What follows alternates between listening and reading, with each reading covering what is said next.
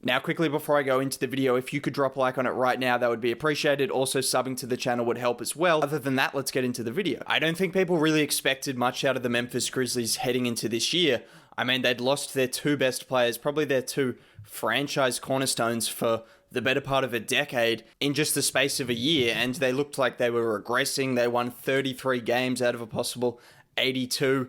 They were out of the playoff picture. They'd lost their two best players, as I said, and it looked as though they were just set to rebuild. They didn't really have any aspirations of making the playoffs for several years. People thought they were going to be as far as the worst team in the league, but when they got the second overall pick and they selected Ja Morant, things looked more positive, but at the same time, it was like, oh, he's a rookie. What kind of impact can he really make to a team that doesn't really have any prospects of being much better than a 20-25 win team? That was kind of the expectations, and he came in and clearly made a bigger impact than people thought he could make, and those were people with high expectations for someone that was drafted second overall, because he came in and took this team that wasn't expected to get even close to the playoffs to pretty much 500 before the bubble. After the bubble, they lost Jaren Jackson Jr. They just didn't really get it together in the bubble. They came close in multiple games. I mean, if a few things went differently, there was a few shots separating them from making the playoffs and ending up losing in the play-in game. Even the play-in game was close as well.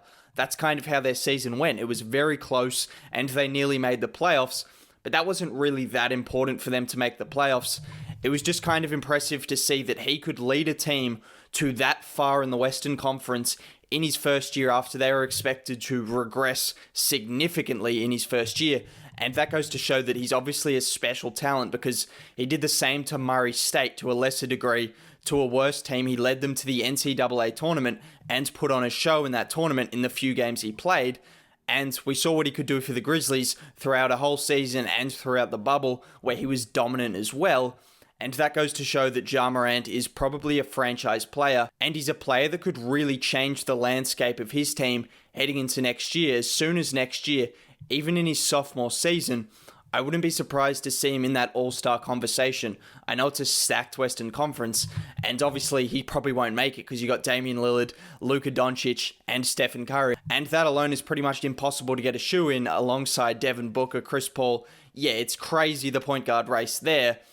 But he'll be in the conversation, I believe, and that's enough to put him in the top 30 kind of player conversation heading into next year, and that would be incredibly impressive for a sophomore. We saw what Ja did in the regular season. He was amazing. He won Rookie of the Year for a reason. He was pretty much the unanimous Rookie of the Year. I think some idiot voted Zion, who I'm a big fan of, but I mean, it was no comparison. One of them played the whole season and led his team the whole season. The other one played 25 games.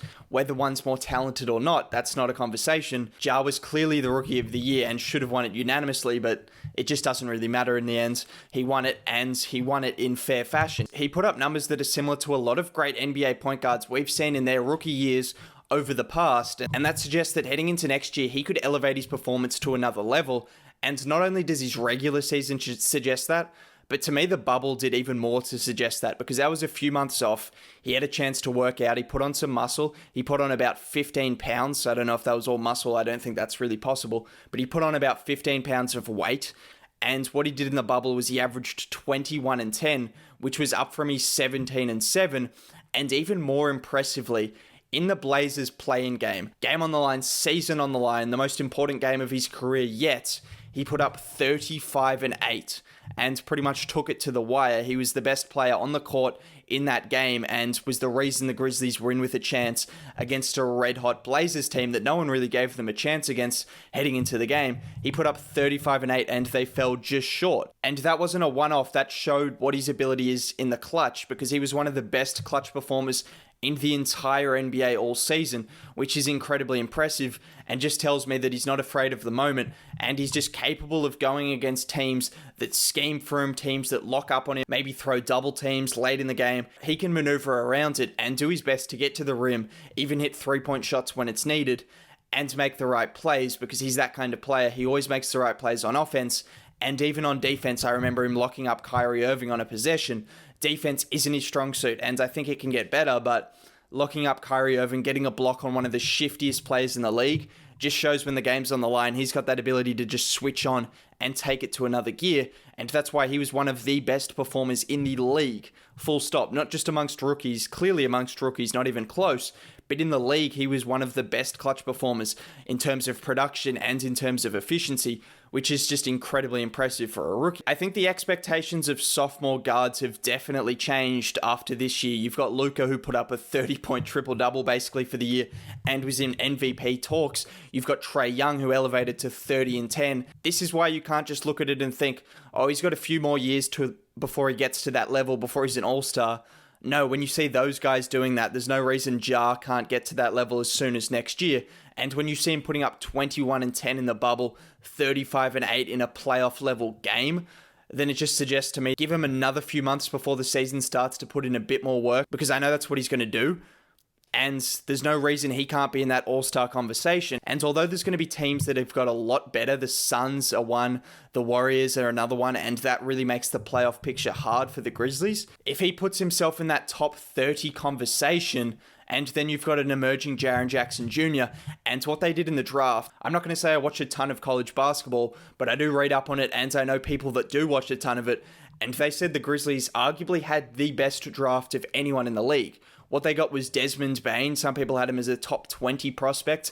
They got him at 30, a sharpshooter who can defend. He's going to be ready to play at 22 years of age. He's ready to play from the get-go. You got Killian Tilly, who's had injury problems, but he's got the talent of a top 30, top 25. He was close to a lottery pick at the start of the year. That's what people had him projected as.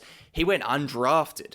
That's pretty crazy to think. Xavier Tillman, a versatile defender kind of guy who can stretch the floor to a bit, kind of stretch the floor, not a sharpshooter like Tilly or Bane, but he can stretch the floor. He's shown signs of doing that, and he's a versatile defender that molds his game on like a Draymond at Bam Adebayo, which every team needs. Every team would love someone like that. So if they can get that out of him, even like a half kind of version of Draymond or Bam, then that would help significantly as well. Another mature age guy, and what I can see the Grizzlies doing here is they know that Ja and Jaren Jackson Jr. are their franchise cornerstones, which is good, and they're surrounding them with people that might have a lower ceiling, but a much higher floor, and that's exactly what you normally get from mature age recruits.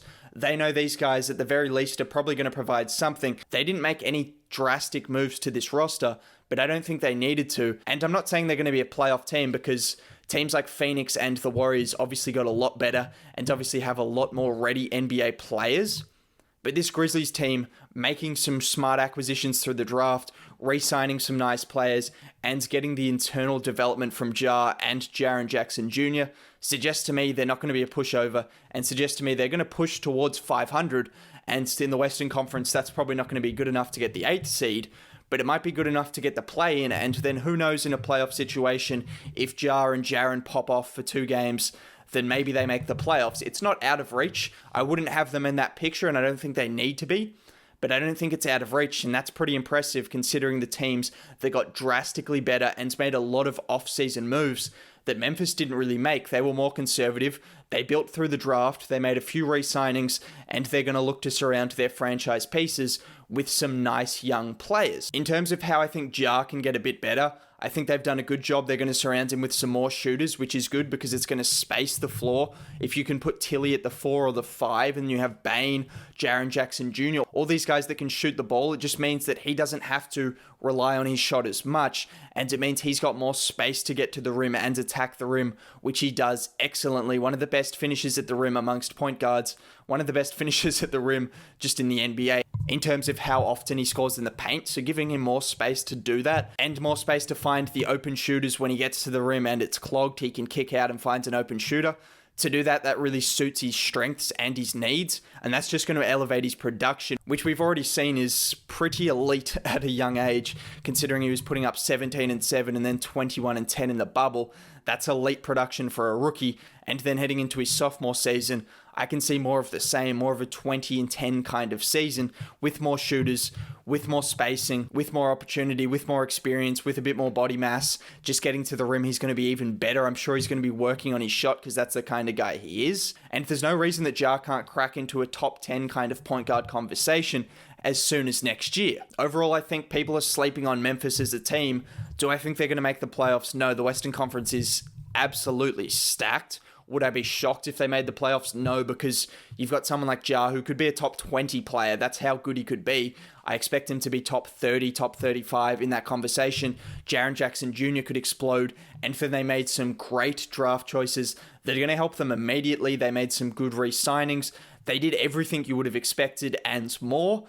So that suggests to me that they're going to still be a good team. They're going to be around 500. It's just in a stacked Western Conference, it's going to be hard to make the playoffs. But don't expect this team to fall off. Don't expect this team to be towards the bottom of the Western Conference. Don't expect last year to be a fluke at all. Expect them to get better amongst these other teams that everyone's hyping up, like the Trailblazers for making some signings. The Grizzlies were already solid, had a great draft, and then have internal development, unlike a lot of these other teams because of how young their roster is. So this team really has a lot of promise heading into next year and beyond. And I think Ja could really put the NBA on notice, given his ability to finish at the rim and play make for his teammates. There's really no ceiling on what he can do as soon as next year. We've seen it with Luka. We've seen it with Trey. We've even seen it with Shea to a lesser degree. These second-year guards are just taking huge leaps. And given what he did in his first year, I expect another huge leap from Ja Morant. And that huge leap could really put Memphis in the playoff conversation, even despite all these teams getting significantly better. If you did enjoy the video, a like would be greatly appreciated. Other than that, I'll catch you next time. Bye.